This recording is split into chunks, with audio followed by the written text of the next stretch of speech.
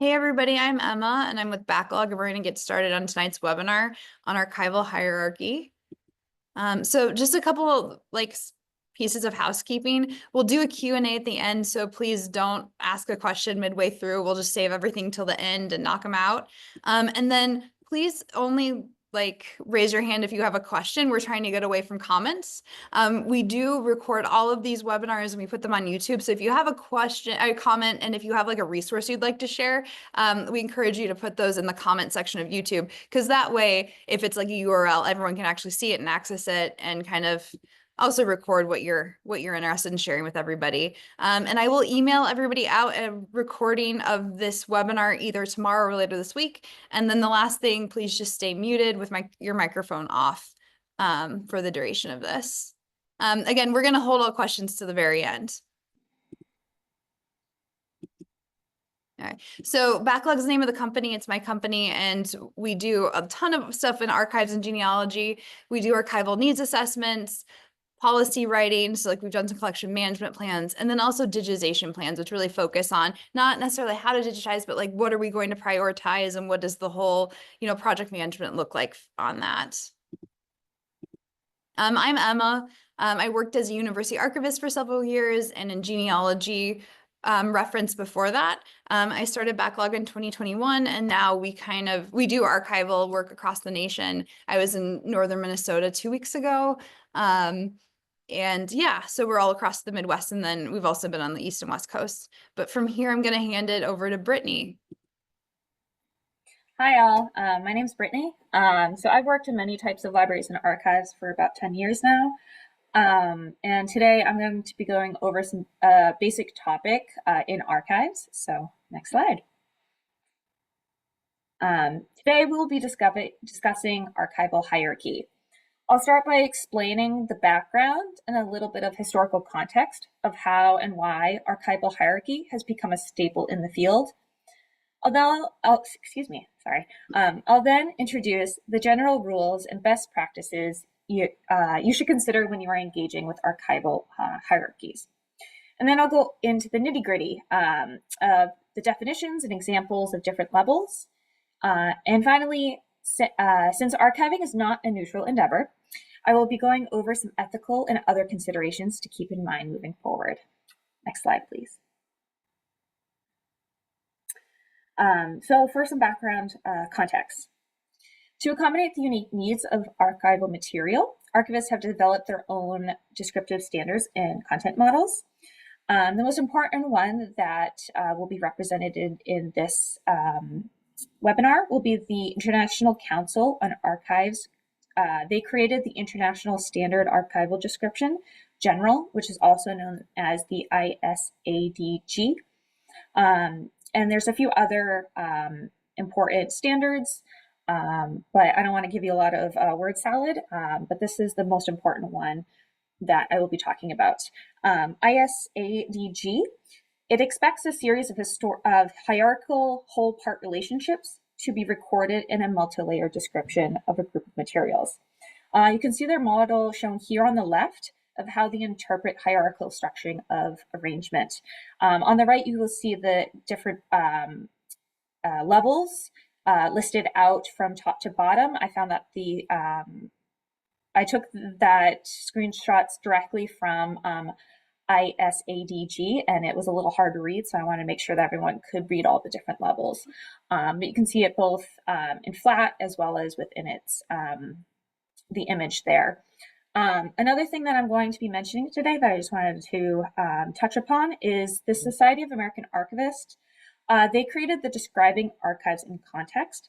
I'll likely be referring to it from now on as DAX in relationship to the ICA standards, but they put that within a US context. It also integrates this thing that you might want to keep in mind called the Resource Description and Access, RDA2. I just bring these things up right now so to offer some context of where archival hierarchy comes from and to inform you of all the various standards you should consider when embarking on creating or using archival holdings with hierarchical structures. All right, next slide. So now I'm going to get into the basics. What is a hierarchical structure? I'm going to start there and then we'll move up from that. So a hierarchical structure is when items are nested inside of each other.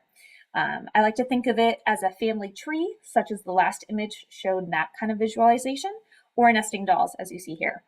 Going up the tree, each subunit inherits the description of its parents, grandparents, and so on. But what is the point of a hierarchical structure? It provides a framework where you can position each element in relationship to the others. Each element, or unit, is a subdivision of the previously described archival unit, other than the top level, obviously. It helps guide you in considering the collection in its intellectual ordering, not its physical storage placement. As RDA 2 explains it, hierarchical description is, quote, the preparation of descriptions that are related to one another in a part-to-whole relationship, and that needs complete identification of both parts in the comprehensive whole in multiple descriptive records, end quote. Oftentimes, the content in your collection are created by complex entities. And in the creation of records by bureaucratic and corporate entities, there can be multiple changing relationships. By having a hierarchical structure, you can add contextual information to inform users of the changes. A concept you might know is called respect de fonds, which is a French term. So if I butchered it, I do apologize. I've never taken French. But respect de fonds is the principle of original order and provenance. It is the preservation of records with the functional structural context of their creation through the retention of the record creator's internal record keeping structures. It means no intermingling records from different collections with different creators, no matter their subject classification. This retention of original order acknowledges that the value of records is not only what information they contain, but also tells the story about the creation and use of the records themselves. I'm going to be getting into this in a moment, but something I want to mention is fonds is, in respect to fonds, there's the fonds. What is that? I'll get to it in a moment, but just as a kind of a little pointer to what I'm going to say in a moment, fonds is the whole of the records. It doesn't matter about the form or medium. It's all the different records that are created by a particular person, family, or corporate body in the course of their activities. So just so you know where that word comes from, you'll see it again later. It's also reflected here in this concept of respect to fonds. There has been, I want to point out here that there has been some debates on the archival community concerning the practicality of respect to fonds, their record groupings. This approach because it was developed during the 19th and 20th centuries when archives mainly reflected corporate and administrative entities with relatively stable and clear structures and predefined focuses. At that time, capturing the documentary, functional, and jurisdictional relationships of the fonds was very straightforward. But in today's archival profession, we're not just dealing with simple business or administrative or government records. Archives now reflect a much larger and more diverse range of people and activities. And even the organizational records that once may have been simple have evolved into complex relational records, where scalability of this traditional approach has become a bit more difficult. So many have taken the approach of separating the physical and intellectual control of the fonds. That way, relationships can still be intellectually reconstructed based on the context described in the finding aid, instead of being physically reconstructed in the arrangement. This is just something I wanted to point out and for you to keep in mind when you assess your fonds. Ask yourself, how complex are the relationships reflected in the records? And if you'd like to hear more about this topic, I recommend looking up the YouTube recording on provenance and original order that was uploaded last month. My friend Jenna did it, and it was very fascinating and helpful. And the final thing I'll talk about here is hierarchical structures also provide a way to systematically structure content into a standardized format so that it can be integrated into encoding languages with a lower lift of effort. If you were building, say, an EAD finding aid, you may want to approach it by first determining the nature of the materials being described.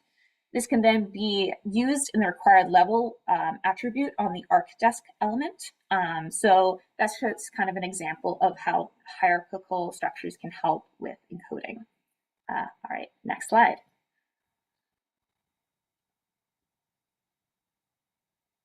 Excuse me, that was a long slide. So level of description. The level of description you determine needs to be appropriate for the collection and its findability and complexity. The level of description is the position of the unit of description in the hierarchy of the record group. Archival records are unique, and what works for one collection may not be appropriate for another. A simple collection will likely need a simple level of description, such as shown on the left, whereas a large or complex body of material will likely need more levels, such as shown on the right. However, also due to practical reasons, you may not be able to drill down to item level description, which I'll get into in a moment. So you'll need to strike a balance between the need of the collection, the user findability, and your time limitations. All right, next slide, please. I'm now going to go over 4 general rules of multi-level description of hierarchical structuring. So the first one, when you are writing a finding aid or inputting metadata on an archival management system, you need to describe from the general or broad to the specific, or to think of it from the highest level down to the lowest level. The higher levels should be broad so that they encompass all the parts within it. Then each subpart, as it is broken down, should become more specific. 2, only include information relevant to the level of description you are writing. Don't include specific information about subparts in the upper level descriptions. If information has been given at that higher level, don't repeat it at the more specific lower levels. 3, when writing a finding aid or encoding one, you'll need to include necessary elements, most likely ones in describing archives and contexts, also known as DACs, as I had mentioned earlier. So you need to do that in order to comply with archival standards. This includes at each level giving a summary of the scope, such as time period, geography, and giving content, such as the documentary form, subject matter, administrative processes of the unit of description, appropriate to the level of description. Each level will have a title. You'll either provide that formal title or create a supplied title if there is not one already present within the records. And each level should have a date if possible. Dates can be a single date or a range of dates or approximate dates. I recommend checking out Describing Archives and Contexts for more information on other elements. There's quite a few that are required when you're doing a finding aid. You also will be able to go to the System of Arrangement section in your finding aid to explain what the internal structure of the collection is and why it was chosen. This is oftentimes a statement that the original order was maintained or that the collection was rearranged in alphabetical, chronological, topical, geographical, or other order. And the 4th final rule is to remember that the goal of describing a collection is to support user access. If a collection is simple and easy to access with minimal description, then you can just stop there. But if it is complex and large, you might want to then go into more depth with more levels of description. All right, now I'm actually going to get into the specific levels of archival hierarchy. Next slide. At the top level is fonts. Fonts is the whole of the records, regardless of form or medium, organically created and or accumulated and used by either a particular person, family, or corporate body in the course of that creator's activities and functions. Fonts is more commonly known as either record group, record series, or collection in the United States. Fonts as a term oftentimes is more commonly used in Canada or Europe, but here in America, you may sometimes still hear it used as the conceptual body of the thing being reflected. When the font is described as a whole, it should be contained in one description. If you are supplying a title to the font, meaning that it wasn't predetermined by a donor and so on, including the name of the creators of the records is usually best practice. When determining this first level of description, you should assess what type of entity created the records. Was it a family, an individual, an organization, or is it an assembled collection? If it was an individual or family, these personal papers can have a wide range of order or disorder. So it is possible that there may not be a clear original order, nor clarity on who created, accumulated, assembled, or used the records. But if it was an organization, it is more likely that the records reflect activities in a set filing system, which will likely make your job a little bit easier here. So for some examples, I've selected some fonts from the Massachusetts Historical Society to show you the whole part relationship in a real world example. I do not work for the Massachusetts Historical Society, but I did choose these because I live in Massachusetts, and I know their collections very well. They're very well known around here, and they do a really good job following standards for how they do their hierarchical levels. So the first example I'm going to talk about for a moment here is Richard Frothingham papers of 1683 to 1865. This is an example of how a font can be reflecting an individual.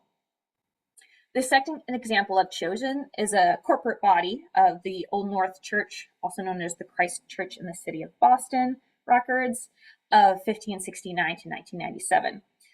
This example will be the focus of my subsequent examples in my slides. And on the right-hand side of the screen, you'll see some screenshots that I've chosen for each level of archival description. Here you will see a screenshot of the font level. And you can see that it is also sometimes can be called an abstract or something else. But here you'll see the level with which this collection was described at that font level. And it describes in general what the collection contains. All right, next slide, please.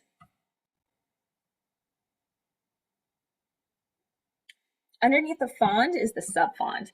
A subfont is a subdivision of a font, creating a body of related records corresponding to administrative subdivisions in the originating agency or organization, or when that is not possible, to geographically, chronological, functional, or other similar grouping of the material itself. When the creating body has a complex hierarchical structure, each subfont has as many subordinate subfonts as are necessary to reflect the level of hierarchical structure of the primary subordinate administrative unit.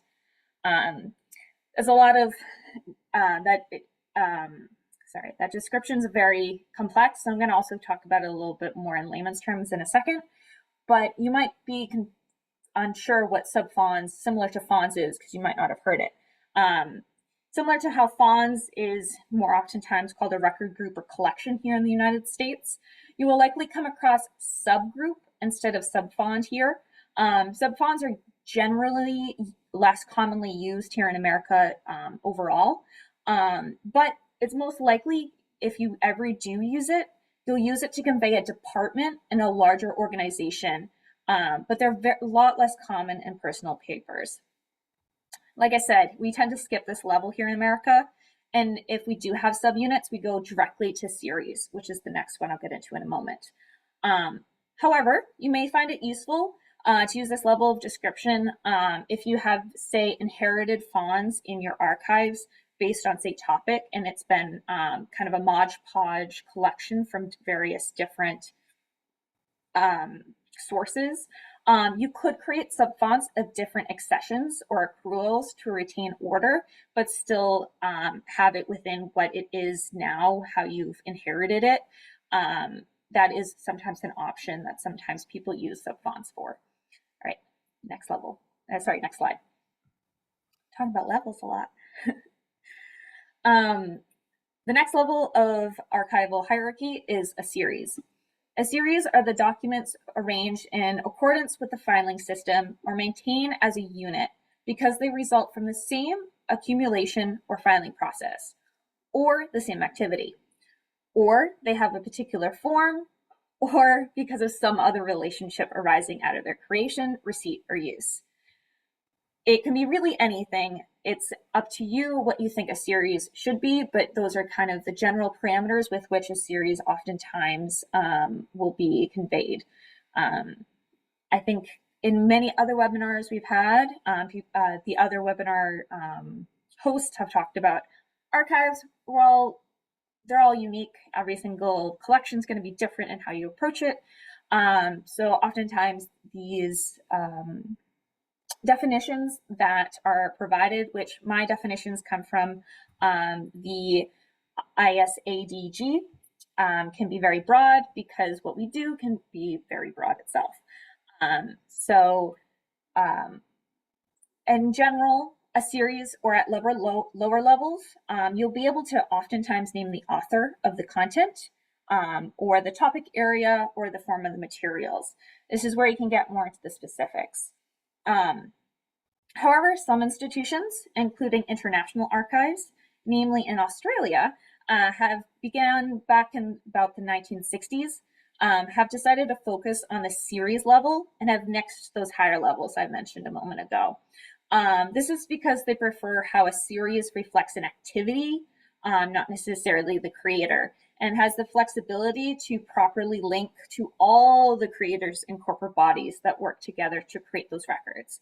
I just want to mention that because if you are a researcher going abroad, you might notice that there won't be any mention of those higher levels, namely in Australia. If you go to Europe, you'll see fonts. My example here is from the Old North Church example I mentioned a moment ago. The series had 16 series in total. Here you'll see the administrative records of 1722 to 1996. A few others of those first series of the 16, I won't go through them all, were financial records of 1722 to 1963 and baptism, marriage, and burial records of 1723 to 1970. You'll see, if you heard, they all had a very similar way with which they were written. That is because of best practices of how you describe and create a title for your different levels of descriptions. That consistent pattern is something you'll likely see as you're looking through various collections, or when you're writing them, you'll want to follow standards for that. I didn't put it on the slide because that would be a lot of stuff here. But for that Richard Frothingham example I mentioned a few minutes ago, his papers are only divided into 4 series. That is because it's a much smaller and simpler collection.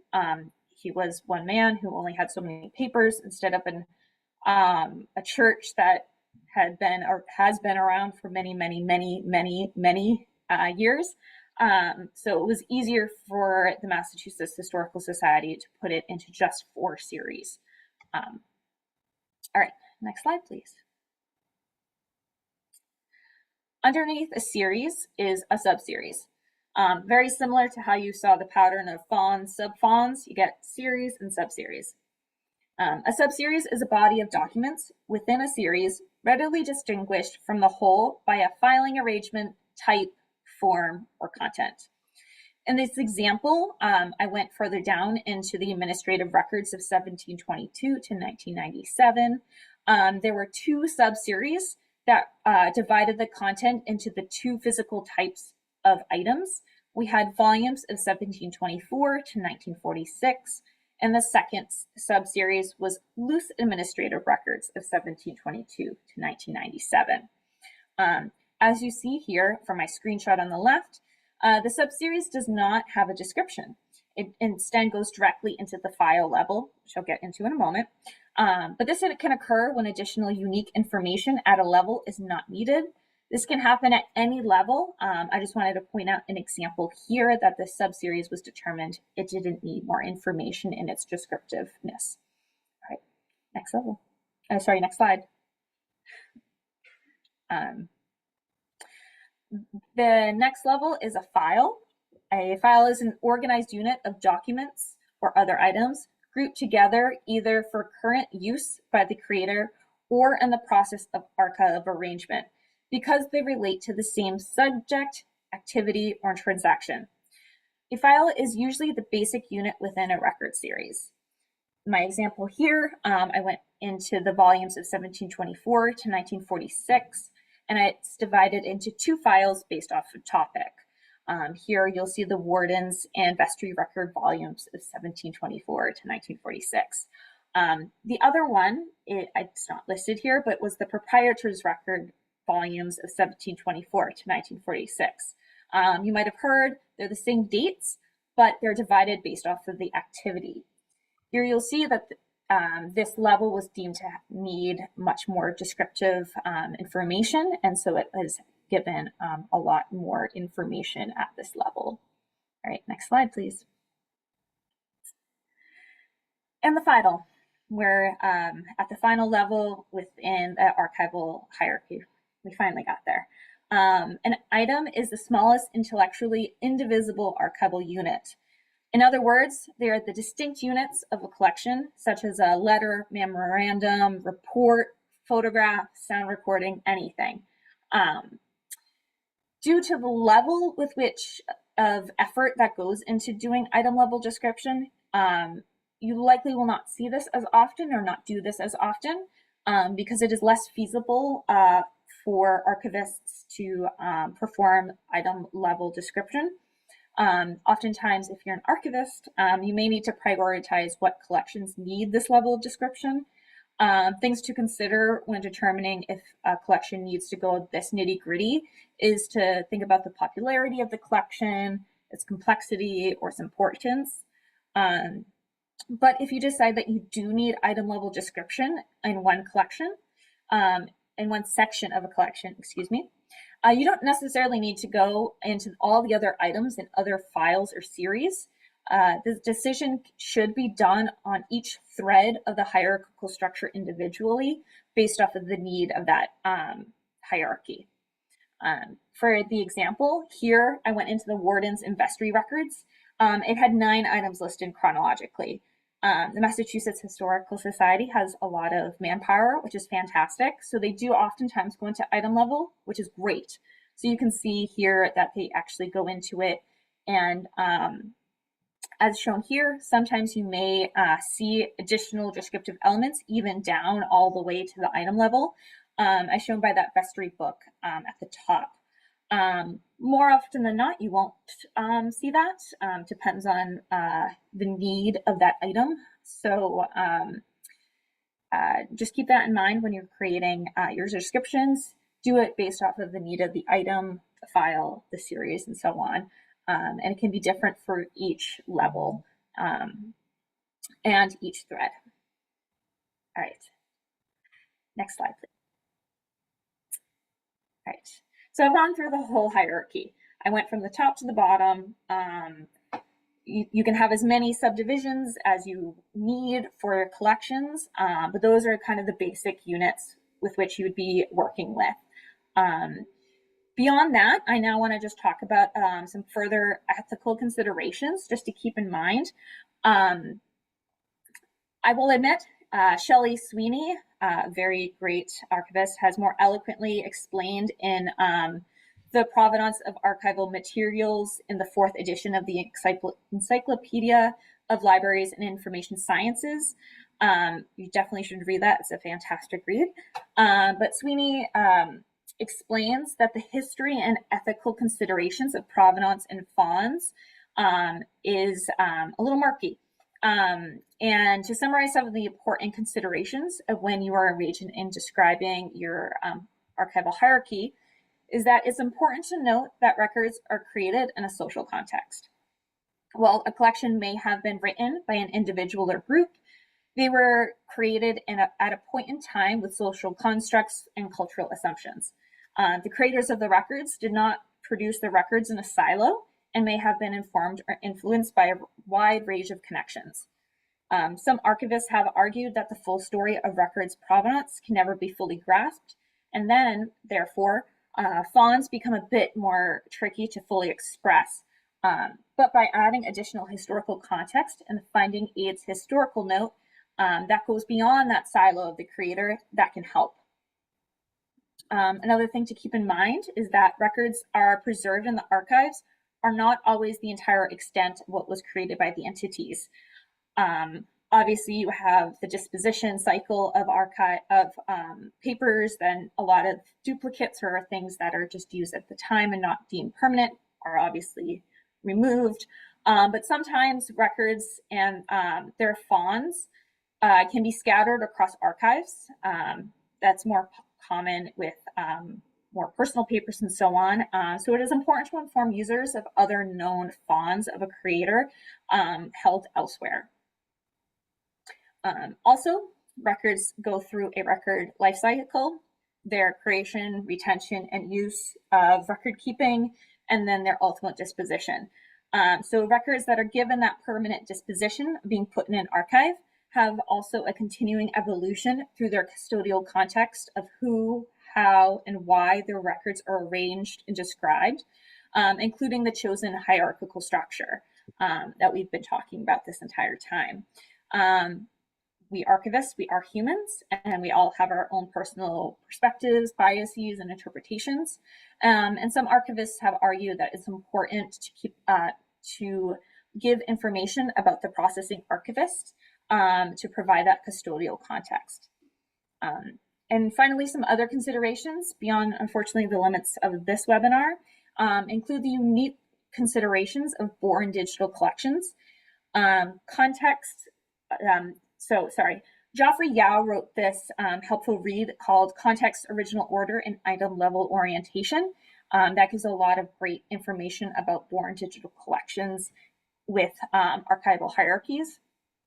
And there's also been some recent ruminations on the functionality of hierarchical finding aids in our current web-based search paradigm versus the browse paradigm for which print finding aids were originally designed. Another helpful read on this topic is Rachel Walton's Looking for Answers article in the American Archivists. Right, I'm now going to get it back to Emma. We'll get to questions and answers in a moment, but she has a few more things to talk about before we get there. Yeah. So really quickly, our next webinar is on mods. Jen is going to do that. It's just kind of a learn it with us. It's something that she's been working on with her full-time job. In August, we're going to go over DAX, so that describing archives and content manual that Brittany mentioned at the very beginning. We'll do a webinar on that in August. And then after that, we'll do on a more product, less process, which is kind of like, how do we get our archives like in the hands of our researchers and our users faster and not have to be perfect on everything. And all of our webinars, we, record them and put them on our YouTube channel. And the ones that really relate to this one are that provenance and original order that we did a couple weeks ago. And if you're really kind of lost on where this fits into everything, that arrangement, archival arrangement and description one that we did in September would be a really good starting point. Because again, there's so many ways to approach these things and so many ways to attack it, and those can kind of help give you the bigger picture. So now we're going to do questions. I think we have about 100 people in here, so we are going to use the raise hand function if you can find it.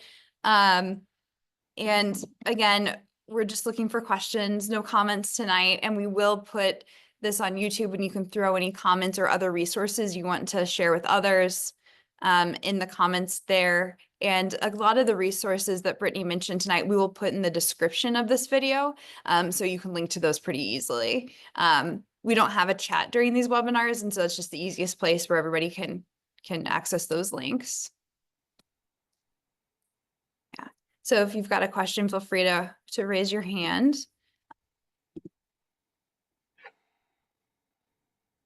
Yeah. And Brittany, I really liked what you said about how this is like kind of an older school way to like look at things, that it's very much like basing it on like a corporation or a university that already has a system and basing it on that. And then like in our modern world, things are a little bit messier. But that was kind of like, oh, whenever I talk about like archives, it's really easy to use like a university that already has all these departments and structure, and then to mimic that when you're arranging the collection. So, and then I also had somebody email me some questions, and one of their questions had to do with digital files. And that's, again, kind of what you mentioned, like it's a whole different ballgame. Stacy, If you want to go ahead and unmute.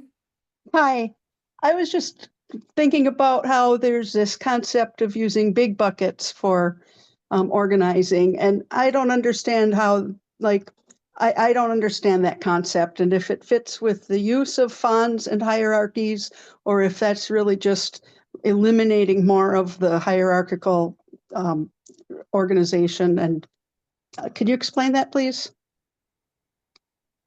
Sure. I think you might want to join that MPLP, the more process, less, no.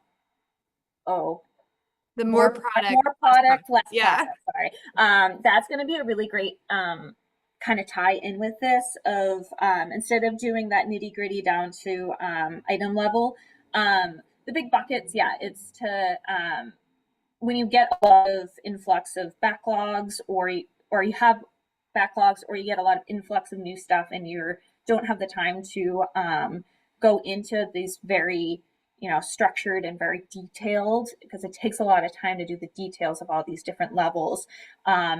Doing kind of the bigger buckets is helpful to kind of get a general control over the records, but not having to do this relational detailing. So that's kind of what the big buckets are more for, is to get through more in a smaller period of time, but still make it somewhat findable, because at least then you have some structure and it's not just like, here's 500 boxes of a collection, have at it to a researcher. You can at least take some of what either the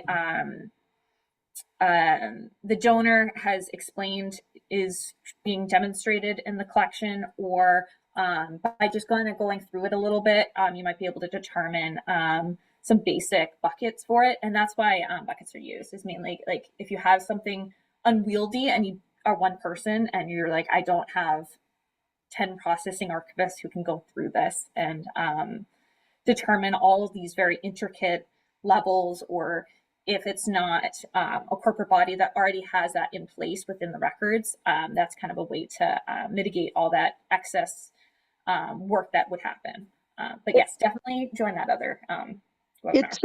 It sounds too like maybe you need the deeper hierarchy, and if you're trying to make that very usable for a lot of people, maybe in a public archival setting, versus if you're just trying to do the basic internal work, that maybe that's what the distinguishing point is.